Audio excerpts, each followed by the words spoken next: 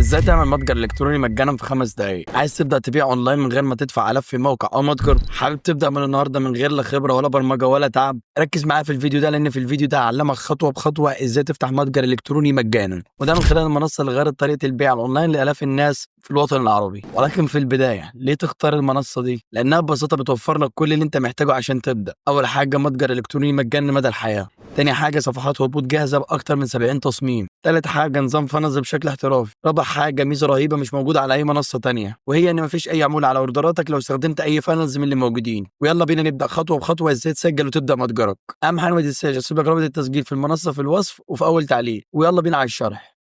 في البدايه سيبك رابط الموقع في الوصف في اول تعليق. هتدخل الموقع هتلاقيه بالشكل ده عندك. هتنزل تحت كده هتلاقي اللاندات اللي ممكن تشتغل عليها. هتنزل تحت تاني هتلاقي المنصات الايزي اوردرز عامله شراكه معاها، زي مثلا عندك تاجر، جامايكا، من فين، انجزني. هتلاقي موقعين تاني ايكومبو برضو. هندخل عشان نعمل تسجيل في الموقع، هندوس على اشترك مجانا. هنحط اسم الموقع اللي احنا عايزينه، اسم الستور اللي احنا عايزينه، مثلا زي اكس ستور، زي اي حاجه. بعد كده هتختار عمله المتجر، ممكن تخليها جنيه مصري، دولار. هتحط اسمك واسم العيله، رقم الهاتف، البريد الالكتروني، رقم السري. وبعد كده تحط رقم السري مره تانيه. هعمل تسجيل على الموقع وهرجع مره تانيه. بعد ما عملت تسجيل على الموقع هتدخل هتلاقي الموقع عندك بالشكل ده. دي لوحه التحكم اللي هي بتبقى خاصه بيك. طبعا المتجر بتاعي مش فعال، وعشان افعله هقول لك تعمل ايه دلوقتي. هدخل طبعا على المحفظه، ادوس على محفظتك كده هتلاقي ان طبعا الرصيد بتاعي صفر. هدخل هنا عشان افعل المتجر بتاعي لازم أنا اشحن اول شحنه اللي هي 297 جنيه اللي هي 5 دولار. دي بتفعل الموقع وبيبقى 5 دولار معاك رصيد تستخدمهم اي طلب عندك ب 2 سنت. يعني ال 5 دولار دول 100 200 اوردر، والمتجر بتاعك بيفضل فعال مدى الحياه. طبعا عشان تفعل متجرك هتلاقي الارقام عندك فوق تقدر تحول عليها. بعد ما بتحول على رقم من الارقام دي بتاخد سكرين من التحويل وبتبعته في الشات دعم. هنا بتقول لهم ان انا حولت مثلا مبلغ 5 دولار او 297 جنيه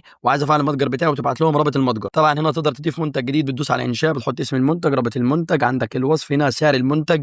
لو عايز نعمل لك شرح تفصيلي ازاي نعمل كل الحاجات دي قول لي وهنعمل لك جزء تاني ان شاء الله. بتقدر تحط صوره للمنتج بتاعك وصور كتير. طبعا هنا اللي نقدر نشتغل عليها بنستخدمها كصفحه هبوط يقدر العميل يدخل عليها لما يشوف المنتج بتاعنا. عندك هنا صفحات هبوط كتير. طبعا مثلا اللاندا دي كويسه جدا خاصه بتيشيرت البرد، ودي طبعا التفاصيل بتاعتها. بحط التفاصيل دي. طبعا كل الحاجات دي بتقدر ان انت تعدلها. لو عايز نعمل لك شرح تفصيلي قول لي. كل الحاجات دي انت ليك التحكم فيها ان انت تقدر تعدلها. وبعدها بتدوس اضغط هنا للشراء بتلاقي الاوردر مسمى عندك. طبعا هنا ربط المنتج بتاعك مع شركه الافيليت. لو انت شغال على موقع افيليت مثلا زي اللي احنا شرحناه قبل كده، انجزني مثلا او تاجر او يكومبو او الكلام ده كله، تقدر تربط حسابك على المواقع دي على منصه ايزي اوردرز وتستورد المنتجات بشكل تلقائي بدون ما تتعب نفسك. لو عايز فعلا تبدا تبيع وتدخل سوق التجاره الالكترونيه من اوسع ابوابه، ابدا النهارده على ايزي اوردرز. سجل واختار تصميمك ونزل منتجاتك واستمتع بصوت اشعارات الطلبات وهي بتدخل حسابك. واستناني في الفيديو الجاي اشرح لك ازاي تستخدم صفحات الهبوط الصح وازاي تزود التحويلات وتبيع اكتر من غير ما تصرف فلوس كتير في الاعلانات. اهم حاجه لو عجبك الفيديو ما تنساش اللايك وتتابعني عشان يوصل لك كل جديد. اشوفك الفيديو الجاي بافكار جديده.